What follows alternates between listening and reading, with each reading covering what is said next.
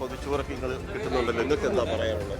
നല്ല കാര്യമാണ് ഇവർ ചെയ്യുന്നത്. ഒരു ദിവസം ഇവിടെ കൊടുക്കുന്നതാണ് എല്ലാ ഭക്ഷണം എല്ലാവരും വന്ന്. ഇതിനെയൊക്കെ അനാശാസ്യമെന്ന് അമ്മ രാഹുൽ മാങ്കൂട്ടം പറഞ്ഞത്.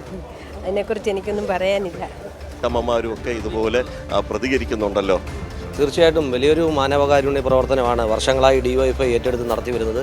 അത്തരത്തിലൊരു മഹത്തായ പദ്ധതിയാണ്, പരിപാടിയാണ് ഈ രാഹുൽ മാങ്കൂട്ടത്തിൽ എന്ന് പറയുന്ന വ്യക്തി അനാശാസ്യ പ്രവർത്തനങ്ങളാണ് ഇതിൻ്റെ മറവിൽ നടക്കുന്നതെന്ന് പറയുന്നത്. തീർച്ചയായിട്ടും ഞങ്ങളെ സംബന്ധിച്ചൊരു വലിയ പറഞ്ഞ ഒരു മധുര പ്രതികാരം എന്ന നിലയിലാണ് ഇന്നത്തെ ഒരു ദിവസം ഞങ്ങൾ ഈ പ്രവർത്തനം ഏറ്റെടുക്കുന്നത്. കാരണം ഒരുപാട് ആളുകളാണ് ഈ പ്രതിഷേധത്തിൻ്റെ ഭാഗമായി കുറച്ച് പേർ അവിടെ നിൽക്കുമ്പോൾ പോലും ഞങ്ങളുടെ പ്രവർത്തനങ്ങൾ അതിൻ്റേതായ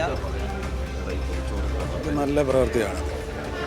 രാഹുൽ മാങ്കൂട്ടം പറഞ്ഞതേ DYFI ചെയ്യുന്നത് അനാശാസ്യം എന്നാണ് പറഞ്ഞത്. അല്ലല്ല, അത് അവൻ ചെയ്യുന്നതാണ്. DYFIക്കാർ വർഷങ്ങളായിട്ട് ചെയ്തുകൊണ്ടിരിക്കുന്ന നല്ല പ്രവൃത്തിയാണ്.